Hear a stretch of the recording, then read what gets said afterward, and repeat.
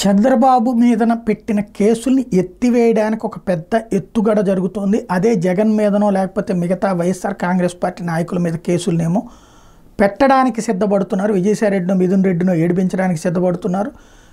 వెంకటరెడ్డి లాంటి వాళ్ళని బెదిరిస్తున్నారు. లేకపోతే కనుక ఎవరైతే ఇంతకుముందు మద్యానికి సంబంధించి బెదిరిస్తున్నారు అంటూ సాక్షి ఒక కీలకమైన కథనాన్ని ప్రొజెక్ట్ చేసుకొచ్చింది. ఇందులో ప్రధానంగా బాబు మీద పెట్టినటువంటి కేసులు, అప్పట్లో సిఐడి ద్వారా పెట్టిన కేసులు ఏవైతే ఉన్నాయో ఆ కేసులన్నిట్లలో కూడా ప్రస్తుతం సుప్రీంకోర్టులో విచారణ ఉన్నటువంటి సందర్భంలో సుప్రీంకోర్టు లాయర్ వచ్చి ఇక్కడ ఉన్నటువంటి ఆ సంబంధిత దర్యాప్తు అధికారులతో కూర్చుని ఆ కేసుల్లో ఎలాంటి అఫిడవిట్లు వెయ్యాలో సమాచారం వాళ్ళకి గైడెన్స్ ఇచ్చారు. దానికోసం మీటింగ్లే పెట్టుకున్నారు.